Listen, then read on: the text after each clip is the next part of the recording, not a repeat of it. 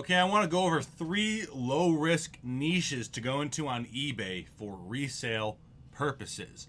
These are things that are low risk because typically what you buy them for, you can sell them for a very high percentage of. You're not going to totally break even, but most likely, if you were to buy 1,000 of these things or 100 of these things that I'm going to mention in a minute or two, less than that, you would be able to sell some percentage and then sell the rest either on eBay or to another third party and at least break even.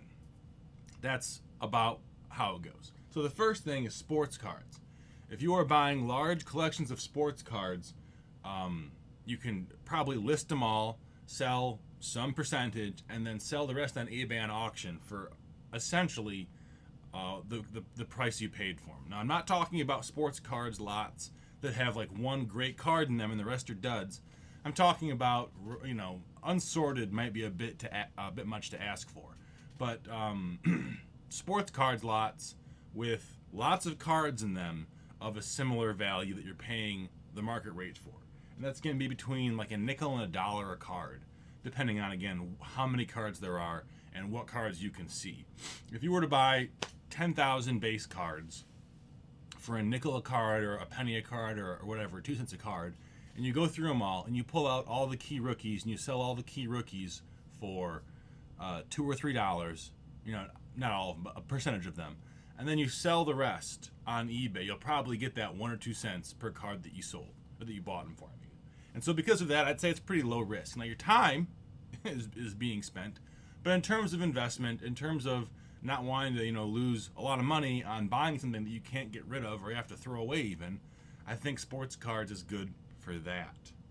The second thing is going to be precious metal jewelry, or even to an extent costume jewelry that's made of plastic or rolled gold or plated gold or whatever it is. This can be silver or it can be gold. I think silver probably is going to make more sense for beginners because it's cheaper. But here's the good thing about silver. You can sell it at a fixed price to a refinery.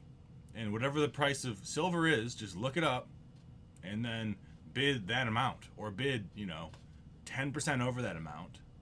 And then you're pretty sure that unless the price of gold plummets, or silver, any metal you're trading in plummets, you should be okay. Now again, you're going to pay taxes on top of that and shipping costs and whatever, but I think you get the point I'm making, where the relative entry and exit of this venture that you're making, this market, it's self-evident.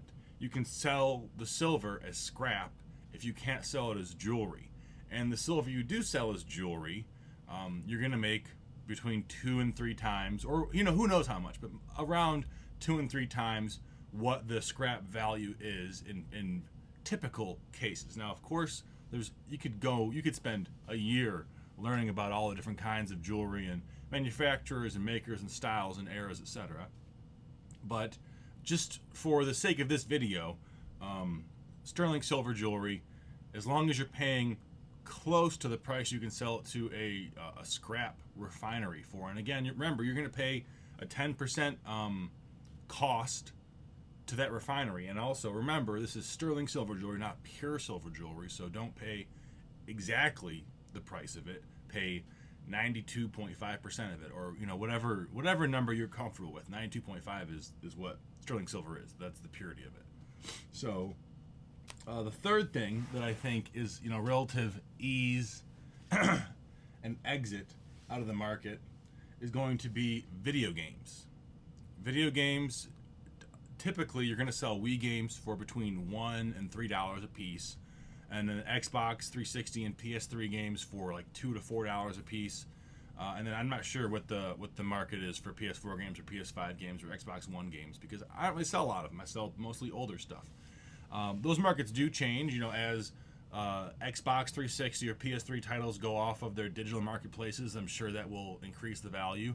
And as tastes change, certain games might go down in value. But for the most part, your basic games that the fodder that makes up 90% of a collection you buy is going to have a relatively fixed price. Now, of course, if you're on eBay and you're bidding on an auction, and there's one game worth $90 and the other are trash, this example goes out the window. But if you're buying on an auction, eBay or local auction sites or Shop Goodwill or whatever it is, you can be pretty well assured that if you can't sell certain of the games, they're not going to go for, it's not going to go for nothing. It's going to go for a relatively predictable price. If you really want to squeeze money out of it, you can actually take the discs out of the cases and the manuals out of the cases and sell the cases separate, the manuals separate, and the discs separate all in auction. I found that makes you about 25% more money.